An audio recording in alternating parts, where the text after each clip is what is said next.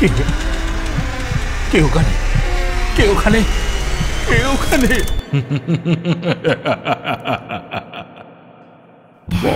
ভুতুরে, যেখানে জীবিত সব চরিত্র।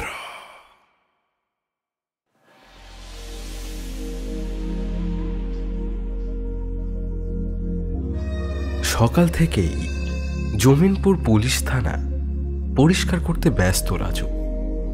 মাঝে প্রায় 10-12 দিন মতো বন্ধ ছিল থানা, তাই বেশ ধুলো জমে গিয়েছে চারিদিকে। অনেক দিন পর নতুন এসআই আসছে এখানে। ওপর মহলের কড়া হুকুম, তেনাদের খাতিরদারির যেন কোনো রকম খামতি না হয়। তার থাকার ঘরটিও পরিষ্কার করে সুন্দর করে গুছিয়ে এসেছে রাজু আগে।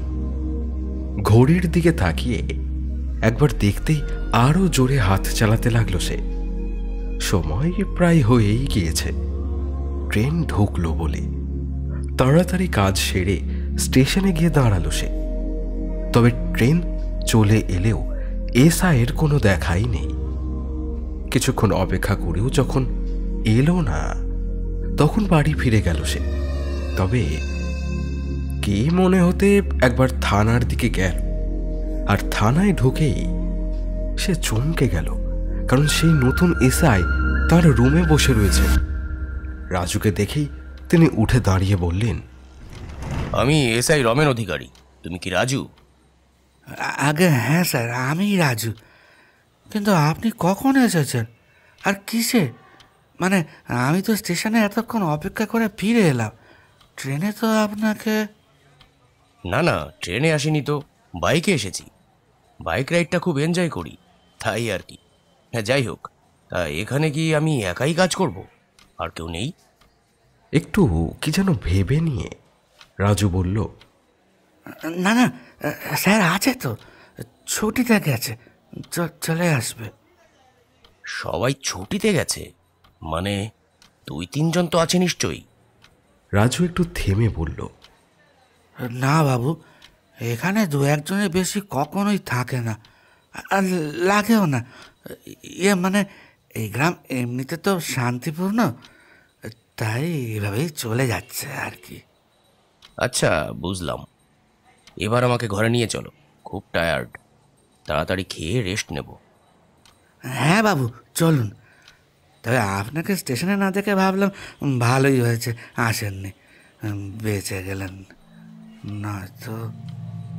কি কি বললে? না কিছু না, আগে ঘরে চলুন। থানার কাছেই একটা ছোট একতলার ঘরে এসআই রমেন অধিকারীর থাকার ব্যবস্থা করা হয়েছে। ঘরে ঢুকেই সে বিছানায় শরীরটা এলিয়ে দিল। রাজু বলল, স্যার আপনি চান করে নিন, আমি একটু পরেই খাবার নিয়ে আসছি। আর একটু ছোট ঘর, অসুবিধা হতে পারে থাকতে, তবে খাওয়া শোবার কষ্ট হবে না। আর এর চেয়ে ভালো ব্যবস্থা আর এই গ্রামে করাও যায় না, বুঝতেই পারছেন তো। তবে একটু সাবধানে থাকবেন। হ্যাঁ, আচ্ছা, আসলাম। রমেন উঠে বসে বলল, কেন, সাবধানে থাকার মতন কি আছে? মানে চোর ডাকাতের খুব উপদ্রব নাকি? একটু থেমে রাজু বলল, আগে তাহলেও হয়তো ভালো হতো, তবে এ তো চোর ডাকাতের থেকে... কি ব্যাপার বলো তো? তখন ওরকম বললে এখন আবার সাবধান করছো? ভূত টুত আছে নাকি? রাজু একটু যেন ভয় পেয়ে বিষয়টা এড়িয়ে যেতে চাইল। আগে না না, কিছু না, কিছু না, আমি বরং আসি। হ্যাঁ, পরে আসছি। রাজুর এড়িয়ে চলে যাওয়াটা রমেনের কেমন যেন একটু সন্দেহ হলো, তবে ক্লান্ত শরীরে আর বিশেষ ভাবল না এই নিয়ে। তাড়াতাড়ি স্নান সেরে ফ্রেশ হয়ে বিছানায় শুয়ে পড়ল। হঠাৎই খেয়াল হলো তখনও বাড়িতে ফোন করা হয়নি। তাড়াতাড়ি মোবাইলটা হাতে নিয়ে তার মাকে ফোন করল। প্রথমে সিগন্যাল ধরছিল না, তারপর দরজার বাইরে যেতেই টাওয়ারটা পাওয়া গেল। হ্যাঁ মা, পৌঁছে গেছি, এই ফ্রেশ হলাম, এবার খাবো। আর শোনো, এখানে টাওয়ারের প্রবলেম আছে, তাই আমাকে না পেলে চিন্তা করবে না, ঠিক আছে? আর তুমি সাবধানে থাকবে কিন্তু। টাওয়ার আবার চলে গেল। বিরক্ত হয়ে ঘরের ভেতর গেল রমেন। আবার শুয়ে পড়ল বিছানায়। ক্লান্ত শরীরে চোখটা বুঝতেই ঘুম এসে গেল তার। তবে ঠিক 10 মিনিট হতেই ঘুমটা ভেঙে গেল, বা বলা ভালো তার ঘুমটা কেউ যেন ভাঙিয়ে দিল। তার কানের কাছে এসে কে যেন ফিস ফিস করে কিছু বলল। ধরফড়িয়ে উঠে বসল সে, তবে কোথাও কেউ নেই। জানালাটা খুলে দেখল আশেপাশে একদম ফাঁকা। ঘড়িতে দুপুর 1:05, তবে এখনো যেন অসম্ভব নিস্তব্ধ পরিবেশ। মনের ভুল ভেবে আবার বিছানায় শুয়ে পড়ল আর অপেক্ষা করতে লাগলো রাজুর জন্য। এতক্ষণে খাবার নিয়ে চলে আসার কথা। তখনই দরজায় কড়া নাড়ল কেউ। ভাবল রাজুই এসেছে, তবে দরজা খুলতেই দেখল যে কেউই নেই। এমনকি চারপাশেও কারোর দেখা নেই। আবার একটু ভয় পেয়ে গেল রমেন। তারপরেই দেখল রাজু আসছে খাবার নিয়ে। রাজু রমেনকে বাইরে দেখে একটু আশ্চর্য হয়ে বলল, আরে কি হলো স্যার, আপনি বাইরে দাঁড়িয়ে যে? মাফ করবেন, একটু দেরি হলো। আসলে আজ রান্নার লোকটা একটু দেরিতে এসেছে তাই। না না, ঠিক আছে, এসো, ভেতরে এসো। ভাত, ডাল, বেগুন ভাজা, পোস্ত, কাতলা মাছের ঝোল আর শেষ পাতে আমের চাটনি। বেশ তৃপ্তি করে খাচ্ছিল রমেন। এক মুহূর্তেই যেন সে ভুলে গেল কিছুক্ষণ আগের ঘটনাগুলো। বাহ, যেমন পদ তেমন তার রান্না। মনটা ভরে গেল গো রাজু। তবে এ কি একদিনের? না মানে কাল থেকে কি শুধু ঝোল ভাত খাওয়াবে? তাই আজ খুশি করে দিলে? না, কি যে বলেন, আপনি খাবারের অতগুলো টাকা দিচ্ছেন, ভালো খাওয়াবো না তা হয়? এমনিতে এখানে বাজারও সস্তা, সপ্তাহে 2 দিন স্পেশাল আইটেম হবে। এছাড়া আপনার যখন যা লাগবে বলবেন, হ্যাঁ?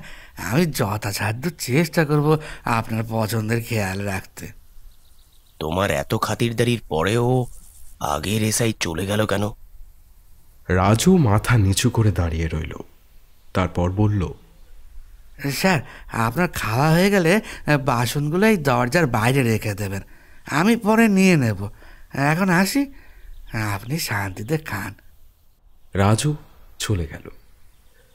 রমেন বেশ বুঝল। আবারও রাজু এই বিষয়টাও এড়িয়ে গেল। খাওয়া শেষ করে একটা সিগারেট ধরিয়ে সে দরজার বাইরে গিয়ে দাঁড়ালো। চারপাশে যেদিকেই চোখ যাচ্ছে শুধু ফাঁকা প্রান্ত।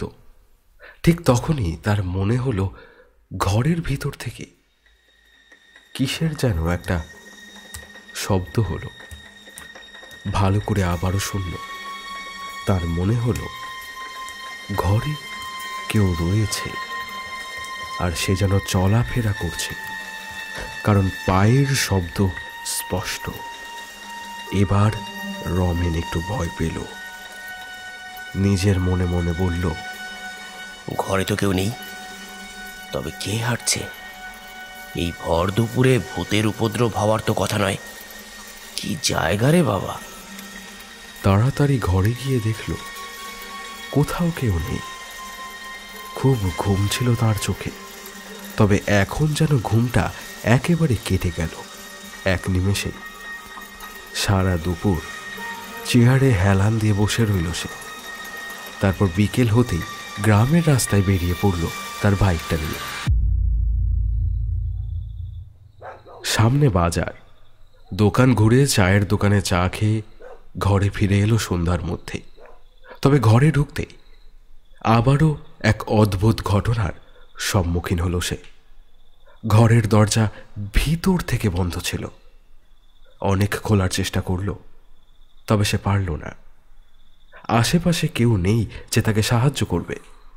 ফলে উপায় না পেয়ে ওখানেই দাঁড়িয়ে রইল।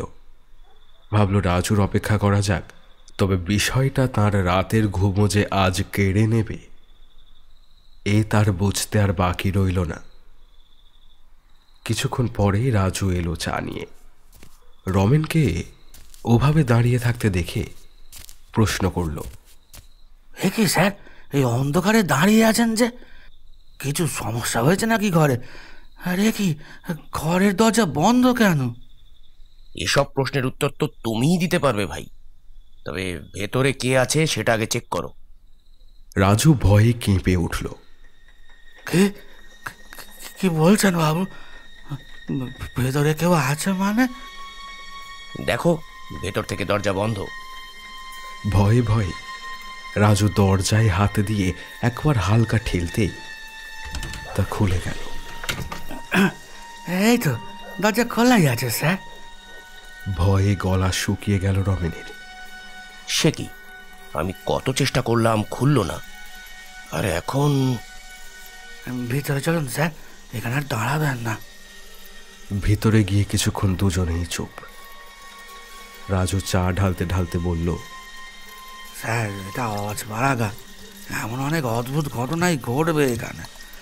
আপনি এসব পাত্তা দেবেন না, নয়তো থাকতেই পারবেন না। সে যে পারবো না বুঝতেই পারছি। এখনো রাত হলো না, তার মধ্যেই এত কিছু ঘটে গেল। মানে আর আর কি কি ঘটেছে স্যার? ব্যস্ত হয়ে বলল রাজু। ছাড়ো এইসব, সত্যি বলতে আমি এসব নিয়ে ভাবতেও চাই না। কাজ করতে এসেছি, সেদিকেই মন দিতে চাই। কাল থেকে থানায় কাজ। আমার সাথে কেউ থাকবে তো, নাকি একাই সামলাতে হবে সব? আগে স্যার, এখনো তো কেউ আসেনি। কথা আছে একজন আসার, দেখা যাক। মানে, সকালে যে বললে ছুটিতে আছে? না মানে, হ্যাঁ ছুটিতে তো, একজন আছে ছুটিতে। তবে সে যদি আর না আসে, তাই আরেকজন আসতে পারে। হ্যাঁ, যাই হোক, আপনি রাতে কখন খাবেন? এই গ্রামে তো 8টায় খেয়ে সবাই শুয়ে পড়ে 9টার মধ্যে। হ্যাঁ, তাহলে 9টায় এসো। আচ্ছা স্যার, আচ্ছা স্যার। রাজু চলে গেল। রমেন চা শেষ করেই আবার একটা সিগারেট ধরালো। কিছুক্ষণ গল্পের বইটা খুলে পড়তে লাগলো। এমনিতে ভূতের গল্প পড়তেই বেশি ভালোবাসে সে, তবে এখন যেন আর সাহস হচ্ছে না। বারবার মনে পড়ছে একটার পর একটা ঘটে যাওয়া অদ্ভুত সব ঘটনাগুলোর কথা। তাই আজ সে অনেক দিন পর স্বামী বিবেকানন্দের জীবনের ওপর লেখা একটা বই পড়ছে। রাতে রাজু খাবার আনতেই তাড়াতাড়ি খেয়ে শুয়ে পড়ল রমেন। সারা দুপুর ঘুমোতে পারেনি, তাই আর চোখ খুলে রাখতে পারছিল না সে। বেশ ভালোই ঘুমোচ্ছিল। তবে হঠাৎ 3.5 ঘন্টার মাথায় সেই ঘুমে ব্যাঘাত ঘটল। তাকে যেন কেউ ঠেলে ডেকে দিল। চোখ খুলেই চারিদিকে দেখতে লাগলো সে, তবে কোথাও কেউই নেই। মনে মনে ভাবল, সে যদি ভূতই হবে তো দেখা তো দেবে। ঘড়িতে এখন 1:07। মনের ভুল ভেবে আবার সে ঘুমানোর চেষ্টা করল। তবে চোখ বুঝতেই যেন মনে হলো তার সামনে এসে কেউ বসল। অথচ চোখ খুলে দেখল সামনে কেউ নেই। তখনই হঠাৎ খাটের সামনের আয়নায় চোখ পড়তেই গা হাত পা ঠান্ডা হয়ে গেল রমেনের। ঘরে হালকা লাল বাল্ব জ্বলছিল, আর সেই লাল আলোয় সে স্পষ্ট দেখল কেউ একজন তার সামনে বসে রয়েছে। অথচ সামনে তাকিয়ে দেখল কেউই নেই। আবার আয়নায় দেখল এক দৃশ্য, লোকটা তার দিকেই ফিরে বসে রয়েছে। তাই পিছন দিকটায় আয়নায় দেখা যাচ্ছে। এবার ভয়ে ঘামতে লাগলো রমেন। বুঝতে পারল সারাদিনে যা যা ঘটেছে তার কোনোটাই মনের ভুল নয়। সে যে এক অশরীরী আত্মার কবলে পড়েছে, এতে আর কোনো সন্দেহই নেই। কিছুক্ষণ চুপ থেকে তারপর সাহস করে কাঁপা কাঁপা গলায় সে বলে উঠল, কে কে তুমি? কি চাও? কেন তখন থেকে বিরক্ত করছো আমায়? এটা আমার প্রথম চাকরি, সেটাও কি শান্তিতে করতে দেবে না? এখনো তো কাজই শুরু করলাম না, তার আগেই কি আমাকে বাড়ি পাঠিয়ে দিতে চাও? বলো বলো, কি চাও তুমি? কোনো উত্তর নেই, অথচ তখনও আয়নায় দেখা যাচ্ছে লোকটিকে। রমেন আবারও বলল, আমি আমি কি কি ক্ষতি করেছি তোমার? কেন আমাকে ভয় দেখাচ্ছ? আবারও কোনো উত্তর নেই। তারপর আয়নায় তাকিয়ে আর সেই অশরীরীকে দেখতে পেল না রমেন। কোথায় যেন হঠাৎ অদৃশ্য হয়ে গেল। কিছুক্ষণ বসে রইল সে। সারা গায়ে তখনও হিমেল বাতাস বয়ে যাচ্ছে তার। কথা বলার শক্তিও বুঝি হারিয়ে ফেলেছে। প্রায় রাত 2:30 অবধি একইভাবে থমকে বসে থাকে। তারপর আবার শোবার চেষ্টা করল। ঘুমও আসলো, তবে তাকে বোধহয় ঘুমোতে না দেবার শপথ করেছে ওই অশরীরী। ঠিক 3টে নাগাদ এক বিকট কান্নার শব্দে আবার ঘুম ভাঙল রমেনের। এক লাফে উঠে বসে পড়ল সে। ভালো করে শুনল, এক পুরুষালী কান্না, যা খুবই বেদনাদায়ক মতো শোনাচ্ছে। বুঝতে পারল রমেন খুব কষ্ট পেয়েছে এই অশরীরী। বিছানা থেকে উঠে জানালাটা খুলে চারপাশে দেখল কোথাও কেউই নেই। আবার বন্ধ করে দিল। তারপর ওপাশ ফিরতেই গা শিউরে উঠল রমেনের। দেখল তার খাটের নিচে কেউ যেন শুয়ে রয়েছে, আর কান্নার আওয়াজ সেখান থেকেই আসছে। ভালো করে দেখল একজন পুরুষ, যার পরনে কালো জামা। মুখ ভালো করে দেখা যাচ্ছে না বটে, চেহারা প্রায় কঙ্কাল। আর সামনে এগোনোর সাহস ছিল না তার। কথা আটকে আসছিল, তাও অনেক সাহস করে জিজ্ঞাসা করল, আমি আমি কি কি করেছি তোমার? কেন এত ভয় দেখাচ্ছ? আমি তো কাজে এসেছি, তোমার ক্ষতি করতে তো আসিনি। তাহলে আমার পেছনে কেন পড়ে আছো তুমি? এক মুহূর্তেই সেই অশরীরী খাটের তলা থেকে উধাও হয়ে গেল। আর তারপরে সেই অশরীরীর অট্টহাসিতে সারা ঘর ভরে গেল। সেই হাসি এতটাই বিকট, কান যেন তার রাখা যাচ্ছিল না। রমেন শুধু ভয়ে থরথর করে কাঁপতে লাগল। আর কিছু বলবার ক্ষমতা তার ছিল না। তারপর সেই অশরীরী বলে উঠল, তোর কাজে তো আমার শত্রু, এই কাজে আমার প্রাণ কেড়েছে, আমার পরিবারকে পথে বসিয়েছে। আমি নয় অপরাধী, তবে আমার বউ, ছোট বাচ্চা বেটা, ওদের কি দোষ ছিল? ওরা কেন অনাহারে মরল বলতে পারিস? ওদের কেউ কোনো খবর রাখেনি কেন? তোদের কাজে কোনো মানবিকতা নেই রে পুলিশ। তোরা শালা আমাদের থেকেও শয়তান। তোদের অন্যায়ের মাসুল তোকেও উঁচু করতে হবে, বুঝলি? অশরীরীর কথা শুধুই শোনা যাচ্ছিল, তাকে আর দেখা যাচ্ছিল না। রমেন আবার করুণ স্বরে বলল, দেখো, আমি জানি না তুমি কে বা কি হয়েছিল তোমার সাথে, তবে যদি এমন কিছু করতে পারি তোমার জন্য যাতে তুমি শান্তি পাও, এমন কিছু থাকলে বলো, বলো আমাকে। আমি যথাসাধ্য চেষ্টা করব তোমার কথা রাখতে। অশরীরী বিকটভাবে আবারও হাসতে লাগল। তারপর বলল,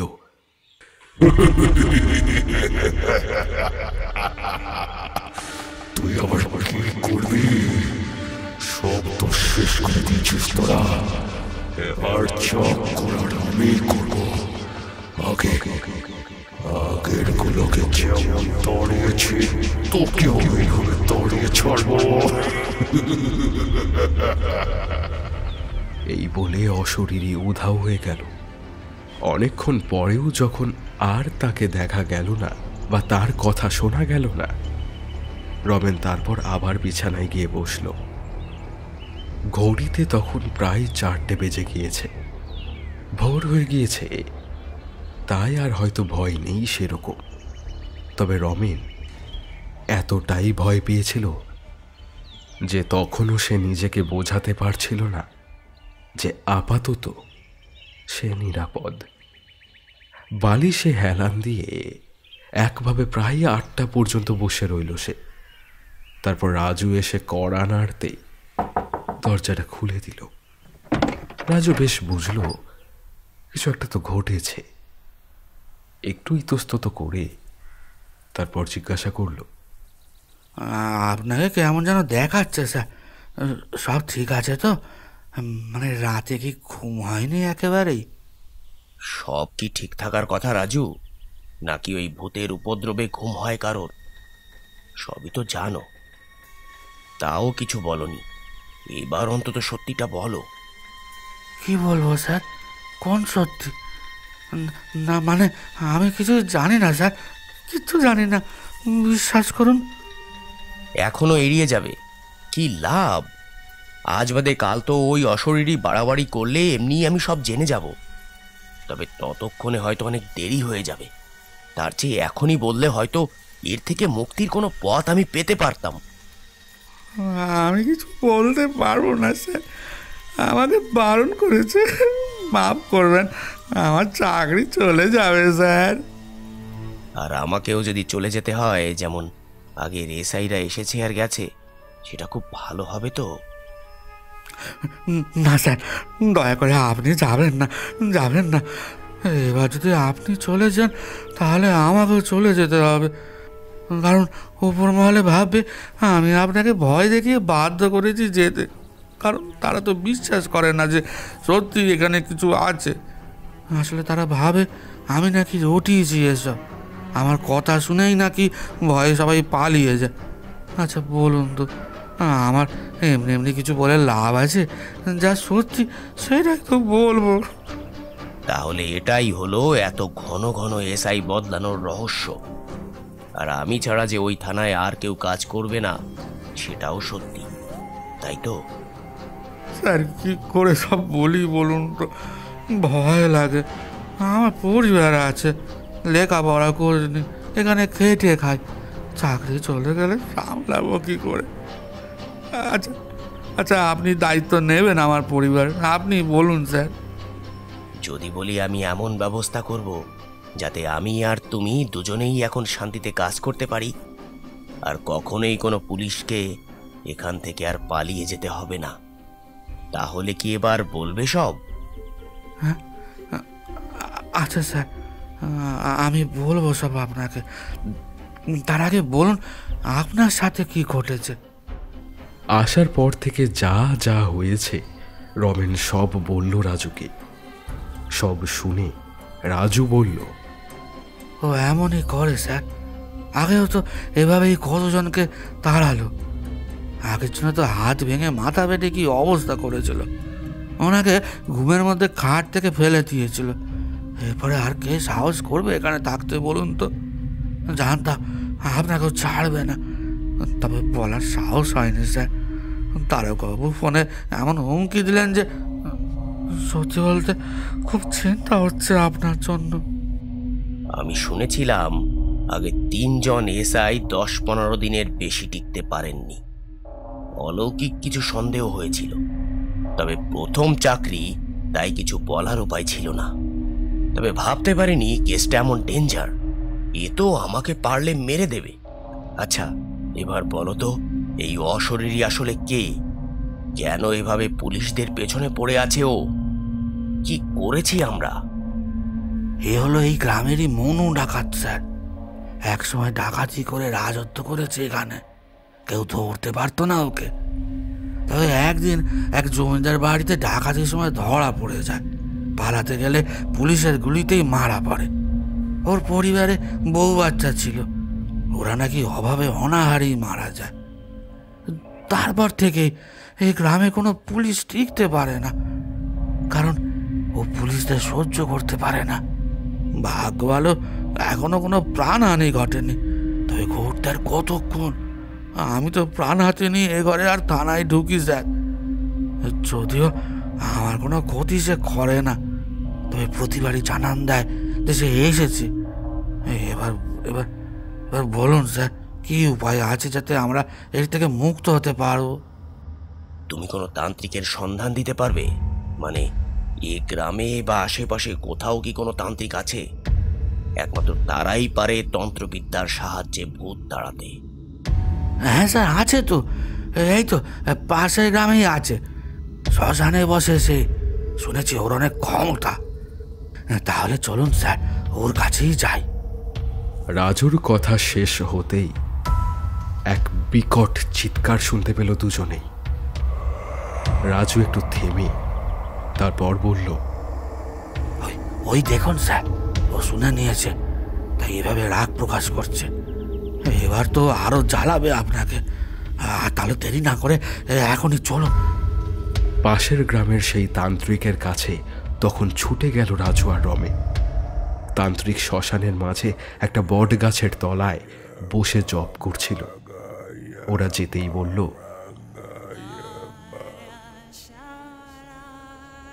অনেক কষ্ট পেয়ে মরেছে ওই মনু ডাকাত। তারপরে ওর পরিবারের মৃত্যু ওকে আরো কষ্ট দিয়েছে। তাই তোর মতো পুলিশদের ওর হাত থেকে কোনো রক্ষে নেই। রমেন হাত জোর করে বলল, কোনো উপায় তো বলুন বাবা, আমি সবে চাকরি পেয়েছি, মন দিয়ে কাজ করতে চাই, আর এ গ্রামে সব পুলিশরাই যেন ভবিষ্যতে শান্তিতে কাজ করতে পারে, এটাই আমি চাই বাবা। বেশ, তবে শোন, মনু ডাকাতের বাড়ি গিয়ে ওর কিছু জিনিসপত্র নিয়ে আসবি আমার কাছে। আমি মন্ত্র পড়ে সেগুলো জ্বালিয়ে দিলেই ওর আত্মার আর কোনো অস্তিত্ব থাকবে না। তবে এই কাজ অত সহজে হবে না, ও তোর ওপর আক্রমণ করবে। তাই এই তাবিজটা পড়ে নে, এটা পড়েই ওর ঘরে ঢুকবি, ঠিক আছে? আর রাতের বেলা করবি কাজটা, কারণ দিনে ওর শক্তি কম থাকে, আর একমাত্র ওকে শক্তিশালী অবস্থাতেই শেষ করা সম্ভব। তাই আজ রাতেই যাবি ওর ঘরে, আর তারপর আসবি আমার কাছে। আমি এখানেই থাকবো। রমেন মাথা নাড়িয়ে বলল, আচ্ছা বাবা, তাই হবে। শ্মশানে এই দিনের বেলাতেই অসম্ভব নিস্তব্ধতা। এ তো আর শহরের শ্মশান নয়। একটা লাশ তখনও পড়ছিল। তান্ত্রিক বলল, আর শোন, ওই মরার কাছ থেকে একটু ছাই নিয়ে যাবি তো, ওটা তো দরকার লাগবে। ভয়ে কেঁপে উঠল রমেন আর রাজু। তবে কোনো উপায় নেই। লাশটা পুড়ে যাওয়ার পর একটু ছাই এনে তান্ত্রিককে দিল রমেন। তারপর তারা বিদায় নিল। ভয়ে আর এই ঘরে ঢুকল না রমেন। সারাদিন রাজুর ঘরেই থাকলো সে। তারপর রাত হতেই মনু ডাকাতের ঘরের ঠিকানা জেনে নিয়ে সেখানে পৌঁছে গেল। তালা বন্ধ ছিল ঘরের। অর্ধেক ভাঙা, প্রায় ধসে যাওয়া ঘর। তালাটাই সামনের উঠোনে রাখা একটা শাবল দিয়ে জোরে মারতে সেটা ভেঙে গেল। তারপর ঘরে ঢুকে মনু ডাকাতের জিনিস সব খুঁজে পেয়েছে রমেন। এমন সময় তার কাঁধের ওপর যেন কিসের একটা ভার পড়ল মনে হলো। বুঝতে পারল মনুর সেই অশরীরী আত্মা চেপেছে তার কাঁধে, তাকে আটকাতে। সে নিজেকে শক্ত করে জিনিসগুলো ব্যাগে ভরতে লাগলো, তবে অসম্ভব ভারী লাগছিল নিজেকে। মনুর অশরীরী আত্মার ভার সে আর নিতে পারছিল না। অনেক কষ্টে সামনের দিকে এগোতে লাগলো সে। তারপর হঠাৎই যেন হালকা অনুভব করল। তারপর সামনে তাকিয়ে দেখল মনু ডাকাতের আত্মা দাঁড়িয়ে আছে তার বিপরীতে। ভয় পেলেও বুঝতে দিল না রমেন। মনু বলল, আমার হাত থেকে তার পেটে বেটা তান্ত্রিকের কাছে গেলে ও বেটা আমাকে অনেক কষ্ট দেবে।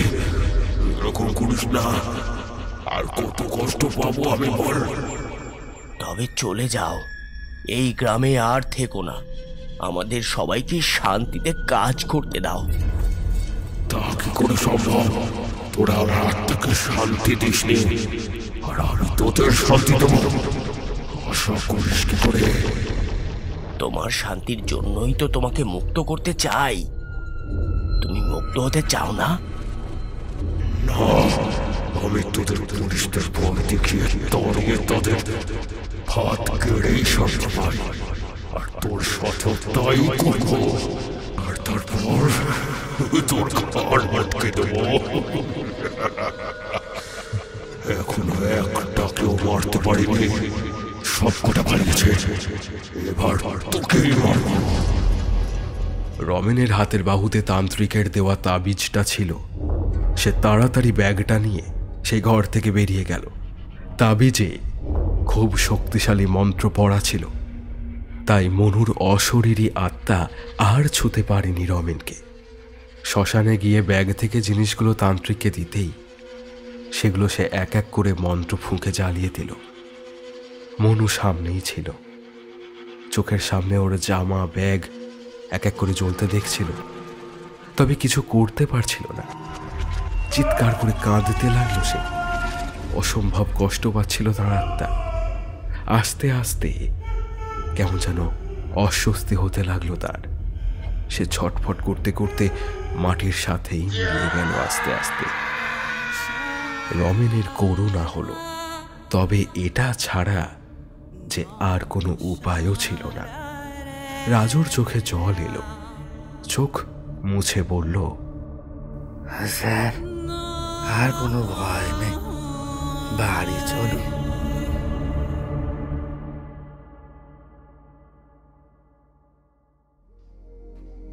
এরপর থেকে ওই বাড়িতে থাকতে আর কোনো অসুবিধে হয়নি রমেনের। থানায়ও শান্তিতে কাজ করতে লাগলো সে। কিছুদিনের মধ্যেই তাকে অ্যাসিস্ট করার জন্য নতুন এসআইও আসলো। এইভাবেই এসআই রমেনের হাত ধরেই জমিনপুরে মনু ডাকাতের অশরীরী আত্মার হাত থেকে চিরদিনের জন্য রক্ষা পেল রাজু, রমেন এবং আগামী দিনের কাজ করতে আসা পুলিশেরা।